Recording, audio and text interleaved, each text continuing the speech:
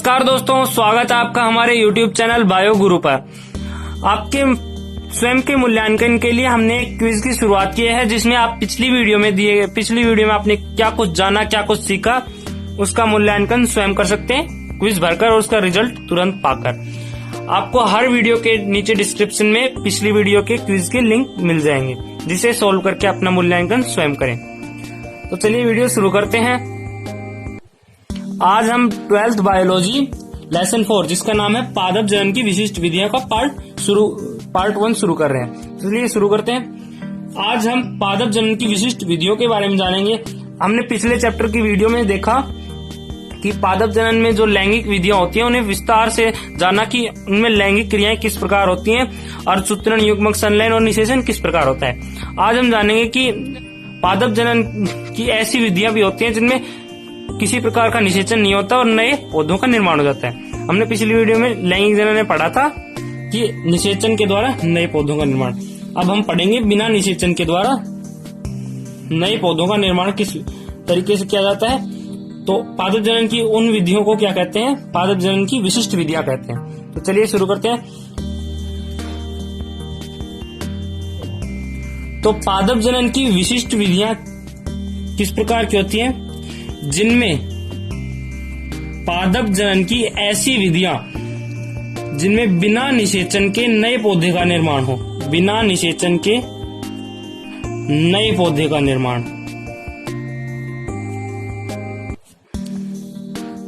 उन्हें क्या कहते हैं? पादप जनन की विशिष्ट विधियां कहते हैं।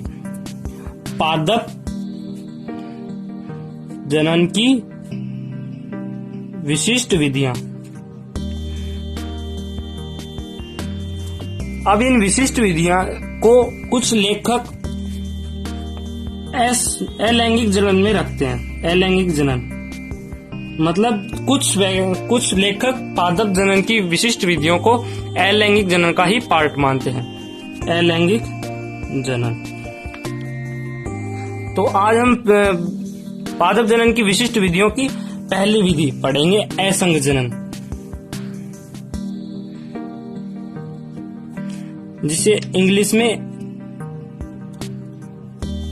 एपोमिक्सिस कहते हैं। इसमें हम क्या पढ़ेंगे? एक वैज्ञानिक थे, हैस विंकलर। इन्होंने बताया, इनके अनुसार जो लैंगिक विधियां होती हैं जनन की, सामान्य लैंगिक विधियां, इनसे अगर लैंगिक क्रियाएं हटा दी जाएं, सामान्य लैंगिक विधियों से अगर अर्धसूत्रण, युग्मक, संलयन,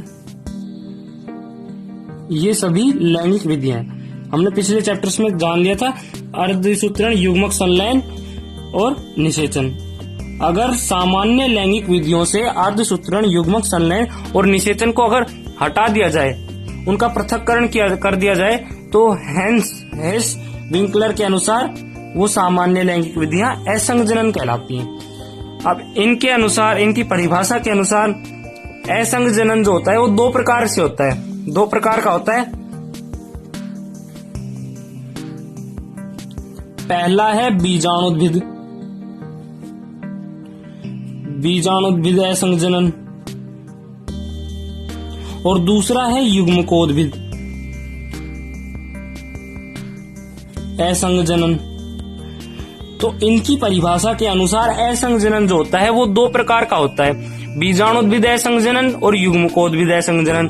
जैसे हमने पिछले वीडियो में जाना था कि जो बीजाणुद्भिद होता है वो द्विगुणित पीढ़ी होती है 2n, और जो युग्मकोद्भिद होता है वो अगुणित पीढ़ी होती है n को दर्शाता है अगुणित। तो इसे याद कर सकते हैं, ये आगे काम आएगा। बीजाणुद्भिद जो होती है वो द्विगुणित होती है और युग्मकोद्भिद अगुणित पीढ़ी होती है। तो अब पढ़ते हैं बीजाणुद्भिद पीढ़ी। नंबर 1 है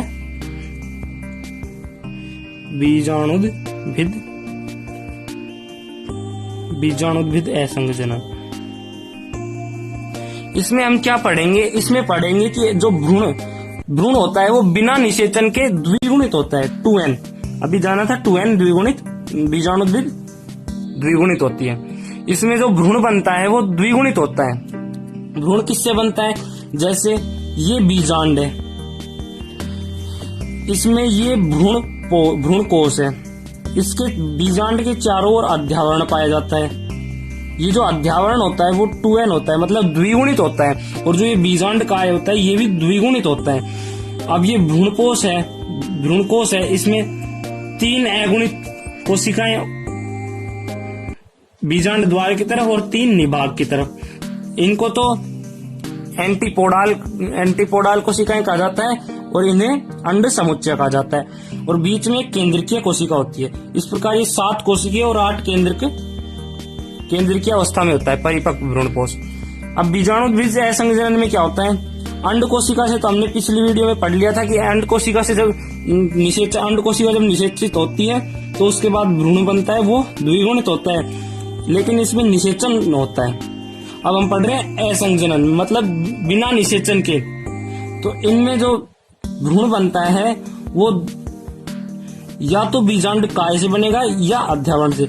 ये दोनों द्विगुणित हैं और सब बाकी अगुणित है। द्विगुणित बीजांड काय या द्विगुणित अध्यावरण से अगर भ्रूण का निर्माण हो, तो वो भी द्विगुणित ही होगा। तो इसकी परिभाषा क्या हो गई? यदि बीजांड काय या अध्यावरण से भ्रूण का निर्माण हो तो उसे हम बीजाणुद्भिद असंजनन कहते हैं। इससे निर्मित भ्रूण जो होता है वो द्विगुणित अवस्था में होता है। अब जो सेकंड है युग्मकोद्भिद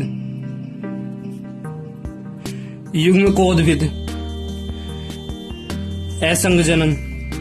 इसमें क्या होता है? इसमें जो भ्रूण बनता है वो अगुणित अवस्था में होता है। जैसा अभी हमने जाना था कि ये जो बीजांड काय है इसमें भ्रूणकोश है, इसमें 3 कोशिकाएं बीजांड द्वार की तरफ, 3 निभाग की तरफ, और बीच में केंद्रकीय कोशिका होती है जिसमें द्वितीयक केंद्र होता है। इनमें ये जो नीचे वाली कोशिकाएं हैं ये अंड कोशिकाएं होती हैं और ऊपर वाली क्या होती हैं? प्रतिमुखी कोशिकाएं होती हैं। इस भ्रूणकोश में जो केंद्रीय कोशिका होती है ये द्विगुणित होती है, जबकि ये जो बाकी 6 कोशिकाएं ऊपर 3 निभाग की तरफ और 3 बीजांड द्वार की तरफ, ये तीनों, ये जो 6 की 6 है वो अगुणित अवस्था में होती हैं। यदि इन 6 अगुणित कोशिकाओं से यदि भ्रूण का निर्माण होता है, अगुणित भ्रूण का निर्माण होता है, तो ऐसे असंजनन को क्या कहते हैं? युग्मकोद्भिद असंजनन। अब ये भी 2 पार्ट्स में होता है, इसके भी 2 भाग होते हैं युग्मकोद्भिद के। एक तो होता है अनिषेक जनन, और दूसरा होता है अपयुग्मन। अनिषेक जनन में क्या होता है? जो अगुणित अंड कोशिका होती है, अंड कोशिका, ये अगुणित कब होगी? निषेचन से पहले ये अगुणित होती है। सभी ये 6 की 6 अगुणित होती है। जब नरयुग्मक आता है तो एक अंड कोशिका जुड़ जाता है और युग्मनज का निर्माण कर लेता है। वो लैंगिक विधि में होता है। अलैंगिक विधि में क्या होता है? ये निषेचित नहीं होती है अंड कोशिका। अगर अगुणित अंड कोशिका से अगुणित भ्रूण का निर्माण हो, अगुणित भ्रूण का, तो इस प्रकार के असंजनन को अनिषेक जनन भी कहते हैं। और अपयुग्मन में क्या होता है? अपयुग्मन में अंड कोशिका को छोड़कर, जैसे अंड कोशिका को छोड़ दिया तो ये 5 कोशिकाएं बची, 2 सहायक कोशिका और 3 प्रतिमुखी कोशिकाएं। अगर इनसे भ्रूण का निर्माण हो, अगुणित भ्रूण का निर्माण हो, तो ऐसे असंजनन को क्या कहते हैं?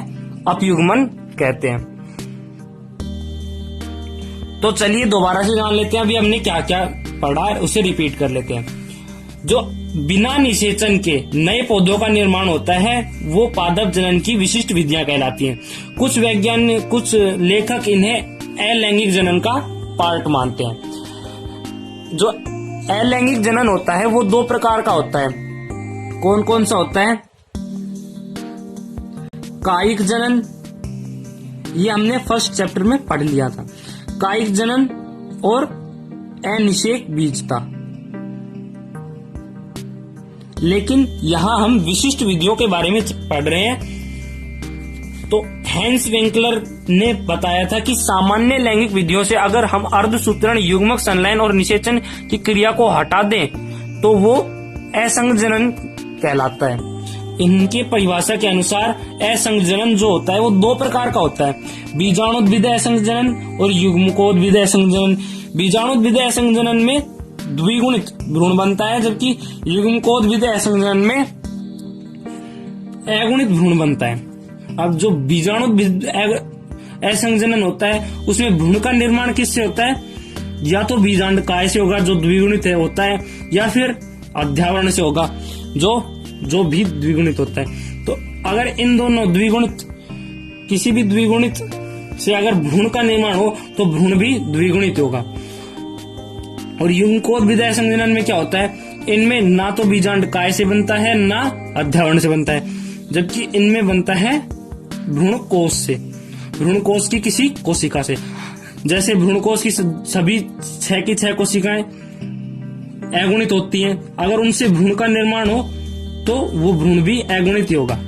ये सभी कोशिकाएं जो अगुणित होती हैं ये निषेचन से पहले होती हैं, क्योंकि इसमें निषेचन तो पाया ही नहीं जाता है। अगर निषेचन पाया जाता तो अंड कोशिका जो होती है द्विगुणित हो जाती। अब इसके भी 2 पार्ट कर दिए गए, अनिषेक जनन जिसमें अंडकोश जो अगुणित अंडकोशिका होती है उससे अगुणित भ्रूण का निर्माण होता है, तो उसे अनिषेक जनन कहते हैं। तो अनिषेक जनन की क्या परिभाषा हो गई, जब भ्रूणकोश की अंडकोशिका बिना निषेचन के, यहाँ निषेचन नहीं हो रहा, अगर निषेचन होता तो ये अंडकोशिका द्विगुणित हो जाती। यहाँ निषेचन नहीं हो रहा है तो जो अगुणित अंडकोशिका होती है वो अगुणित होती है और उससे अगुणित ही भ्रूण बनता है।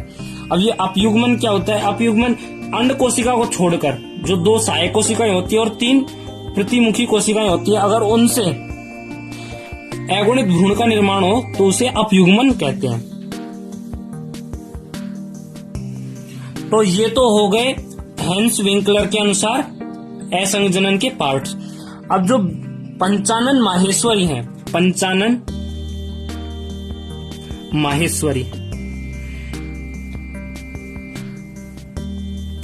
माहेश्वरी ने असंगजनन को 4 भागों में बांटा।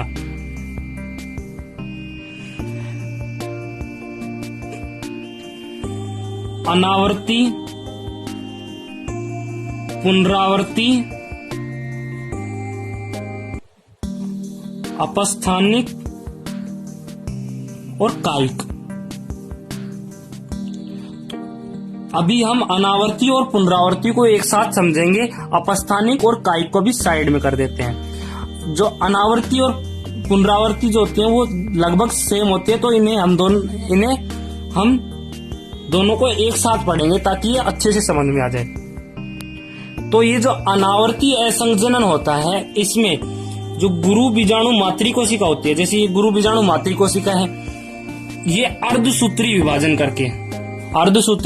करके 4 गुरु बीजाणुओं का निर्माण करेगी। 4 गुरु बीजाणुओं का निर्माण करेगी, जिनमें से 3 तो जो बीजाणु द्वार की तरह होते हैं वो नष्ट हो जाते हैं और एक बचता है सक्रिय गुरु बीजाणु। ये जो होता है वो मादा युग्मकोद्भिद की प्रथम कोशिका होती है। अब ये जो गुरु बीजाणु मातृकोशिका है, गुरु बीजाणु मातृकोशिका, ये द्विगुणित होती है, द्विगुणित अवस्था में होती है, जो अर्धसूत्री विभाजन द्वारा 4 गुरु बीजाणुओं का निर्माण करती है। वो सभी गुरु बीजाणु अगुणित होते हैं।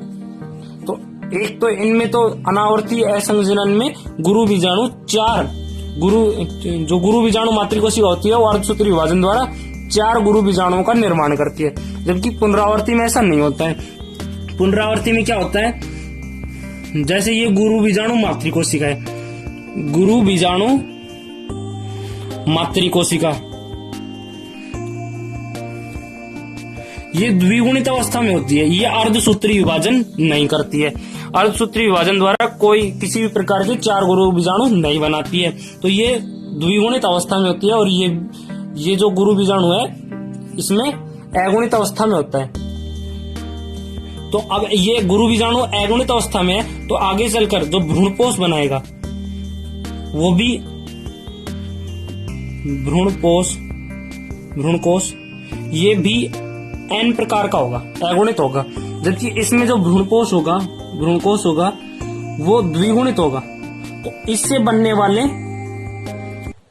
भ्रूण होंगे वो भी द्विगुणित होंगे, जबकि इससे बनने वाले भ्रूण अगुणित होंगे। तो एक साथ लेकर समझते हैं हम इनको दोबारा से।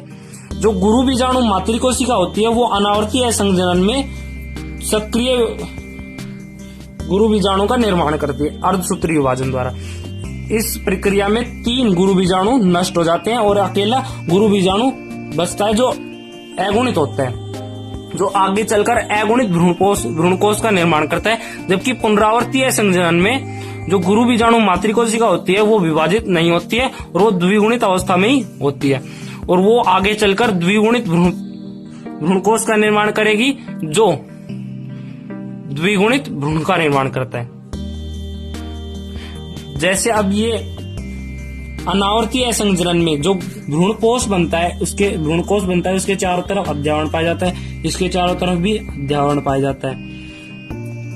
इसमें 3 कोशिकाएं होंगी अंड समुच्चय और 3 निभाग की तरफ होंगी और बीच में केंद्रीय कोशिका होगी।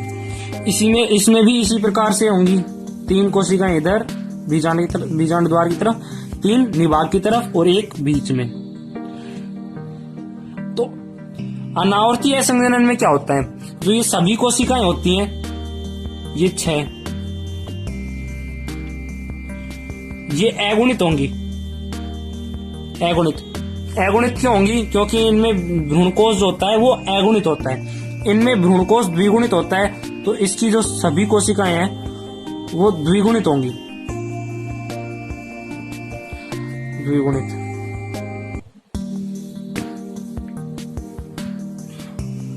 अनावर्ती असंजनन में जो ये अंड कोशिका होती है ये अगुणित होती है। अंड कोशिका जैसे ये सभी 6 की 6 अगुणित होती हैं, तो ये अंड कोशिका भी अगुणित होती है, अंड कोशिका अगुणित। अगर इससे निर्माण भ्रूण का हो, इससे भ्रूण का निर्माण हो तो वो भी अगुणित ही होगा। तो इस क्रिया को क्या कहते हैं? अगर अगुणित अंड कोशिका से अगुणित भ्रूण का निर्माण हो तो इसे क्या कहते हैं? अनिषेक जनन। ये हमने ऊपर पढ़ा था, लेकिन अब इसमें अगुणित और आ गया तो इसको क्या कहेंगे? अगुणित अनिषेक जनन, क्योंकि इनमें जो भ्रूणकोश होता है वो भी अगुणित होता है, तो इसमें अगुणित और शब्द आ गए। अब इसी प्रकार अगर ये जो 5 कोशिकाएं और बची हुई हैं, 2 सहायक कोशिका और 3 प्रतिमुखी कोशिकाएं, ये टोटल 5 है। अगर इन 5 से होता है, जैसे 5 अगुणित कोशिका से, किसी से भी होता है, किसी से भी, तो जो भ्रूण बनता है वो भी अगुणित होता है। इस क्रिया क्या कहते हैं? अगुणित। ऊपर क्या पढ़ा था हमने कि जब 5 कोशिकाएं होती हैं, अगर उनसे अगुणित भ्रूण का निर्माण होता है तो उसे अपयुग्मन कहते हैं। यहाँ भ्रूणकोश जो होता है वो अगुणित होता है, तो इस 5 अगुणित कोशिका से अगर 5 अगुणित कोशिका से अगर अगुणित भ्रूण का निर्माण हो तो उसे क्या कहेंगे? अगुणित अपयुग्मन। ये हमने हेस विंकलर की जो विभाजन पढ़ा था असंजनन का, उसमें पढ़ लिया था। तो इसके अनावर्तीय असंजनन के 2 पार्ट्स हो गए, अगुणित अनिषेक जनन और अगुणित अपयुग्मन। अगर अगुणित अंड कोशिका से अगुणित भ्रूण का निर्माण होता है, जिसमें भ्रूणकोश जो होता है वो अगुणित हो, तो इस क्रिया को हम क्या कहते हैं? अगुणित अनिषेक जनन। जबकि जो 5 बची हुई कोशिकाएं हैं, अगर उनसे अगुणित भ्रूण का निर्माण हो, किसी भी कोशिका से अगर अगुणित भ्रूण का निर्माण हो तो उसे अगुणित अपयुग्मन कहते हैं। तो ये तो हो गए इन दोनों अनावर्ती असंजनन के 2 पार्ट्स। अब जो पुनरावर्ती असंजनन होता है उसके भी 2 पार्ट्स हैं। जनन अब बीजाणुकता,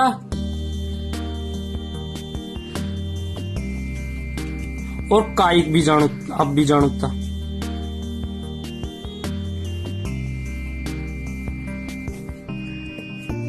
इसमें हमने क्या पढ़ा था, जो गुरु बीजाणु मातृ कोशिका होती है वो अर्धसूत्री विभाजन नहीं करती है, जिससे उसकी सभी कोशिकाएं द्विगुणित होती हैं, उसका अध्यावरण द्विगुणित होता है, उसका भ्रूण कोश भी द्विगुणित होता है, और जो बाकी 6 कोशिकाएं हैं ये भी द्विगुणित होती हैं। तो अगर भ्रूण का निर्माण भ्रूण कोश की किसी भी कोशिका से, जैसे ये भ्रूण कोश है, इसके अंदर कितनी कोशिकाएं हैं, 3 ये प्रतिमुखी कोशिकाएं, 3 अनुसमुच्चय और 1 केंद्रीय, तो 7 कोशिका में अगर किसी भी एक कोशिका से भ्रूण का निर्माण होता है, अगर 7 कोशिका में से ये जो 7 के 7 कोशिकाएं हैं द्विगुणित अवस्था में, अगर इनमें से किसी भी कोशिका से अगर भ्रूण का निर्माण हो तो भ्रूण जो होता है वो द्विगुणित बनेगा। इस क्रिया क्या कहते हैं हम, जनन अभिजाणुकता। क्योंकि कायिक अभिजाणुकता में क्या होता है, जो ये बाहर का अध्यावरण होता है, बीजांड के चारों ओर अध्यावरण होता है, ये द्विगुणित होता है, द्विगुणित। अगर इससे भ्रूण का निर्माण हो तो वो जो भ्रूण होता है वो द्विगुणित होता है। इस क्रिया को हम क्या कहते हैं, कायिक बीजाणुकता। अब ये तो हो गए अनावर्ती और आवर्ती असंजनन। अब तीसरा जो टॉपिक है वो है पंचानन माहेश्वरी द्वारा दिया गया, तीसरा है अपस्थानिक भ्रूणता। इसमें क्या होता है, जैसे ये भ्रूणकोश है, ये बीजांड है, इसके चारों जो आवरण पाया जाता है, भ्रूणकोश, बीजांड का है और ये आवरण, अगर इस आवरण की द्विगुणित कोशिका से अगर भ्रूण का निर्माण होता है तो भ्रूण जो होता है वो द्विगुणित होगा। इसे हम बीजाणुद्भिद असंजनन भी कह सकते हैं, क्योंकि उसमें जो हैंस विंकलर द्वारा दिया गया था बीजाणुद्भिद असंजनन, उसमें द्विगुणित भ्रूण का निर्माण हो रहा था, वो भी अध्यावरण से। ये जो अपस्थानिक भ्रूणता चल रही है ये पंचानन माहेश्वरी के असंजनन के विभाजन में चल रही है। तो इसके जो उदाहरण है, मतलब किस पौधे में अपस्थानिक भ्रूणता पाई जाती है, अगर ये प्रश्न आ गया तो आपको उत्तर क्या देना है, नींबू और आम में। मतलब नींबू और आम के जो भ्रूण बनते हैं द्विगुणित अध्यावरण की कोशिकाओं से बनते हैं। अब जो चौथा है वो है कायिक भ्रूणता। कायिक भ्रूणता, इसमें क्या होता है, ये हम पहले चैप्टर में पढ़ चुके हैं। इसमें जो पुष्प होता है, जैसे ये वृक्ष है, ये तना है, इस पे यहाँ पर अगर पुष्प लगता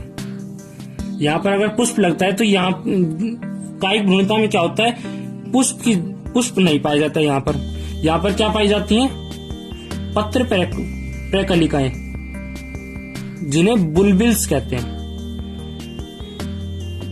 ये हम चैप्टर 1 में पढ़ चुके हैं। अलैंगिक जनन की कायिक जनन की प्राकृतिक कायिक जो होता है उसमें पत्र प्रकलिका मतलब जननांगों द्वारा प्राकृतिक कायिक प्रवर्धन में हम इसको पढ़ चुके हैं। इसके उदाहरण हैं अगैव और प्याज। मतलब अगैव और प्याज में जो पुष्प होता है उसकी जगह पत्र प्रकलिकाएं पाई जाती हैं, जो भूमि में नीचे गिरकर नए पौधे का स्वतंत्र पौधे का निर्माण करते हैं। तो दोबारा जान लेते हैं हमने क्या क्या पढ़ा। हमने पढ़ा असंग जनन जो होता है वो हैंस विंकलर के अनुसार असंजनन के 2 पार्ट्स होते हैं, बीजाणुद्भिद असंजनन और यूकोद्भिद असंजनन। बीजाणुद्भिद असंजनन जो होता है उसमें भ्रूण जो होता है वो द्विगुणित अवस्था में होता है। भ्रूण का निर्माण किससे होता है, या तो बीजांडकाय से या अध्यावरण की द्विगुणित कोशिका से। ऐसा भी हमने पढ़ा था किसमें, अपस्थानिक भ्रूणता। तो इसे हम अपस्थानिक भ्रूणता भी कह सकते हैं। नेक्स्ट पढ़ा था युग्मकोद्भिद असंजनन। इसमें जो भ्रूण बनता है वो अगुणित होता है, अगुणित अवस्था में होता है। जैसे ये भ्रूण कोश है, ये बीजांड है, ये भ्रूण कोश है, इसमें 6 कोशिकाएं अगुणित होती हैं निषेचन से पहले, क्योंकि इसमें निषेचन नहीं पाया जाता है, अगुणित होती हैं। अगर उनमें से किसी से भी एक भ्रूण का निर्माण होता है जो अगुणित होता है, अगर भ्रूण का निर्माण होता है जो अगुणित होता है, तो ऐसे असंजनन को क्या कहते हैं, युग्मकोद्भिद असंजनन कहते हैं। इसके भी 2 पार्ट्स हैं, अनिषेक जनन और अपयुग्मन।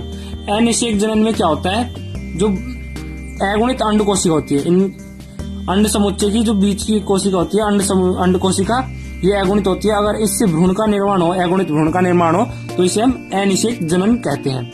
अपयुग्मन में क्या होता है, जो बाकी की 5 कोशिकाएं हैं, 2 सहायक कोशिका, 3 प्रतिमुखी कोशिकाएं, अगर उनसे अगुणित भ्रूण का निर्माण हो तो उसे हम अपयुग्मन कहते हैं। अब पंचानन माहेश्वरी ने भी असंजनन को भागों में विभाजित किया। जैसे इन्होंने 4 भागों में बांटा, अनावर्ती, पुनरावर्ती, अपस्थानिक और कायिक।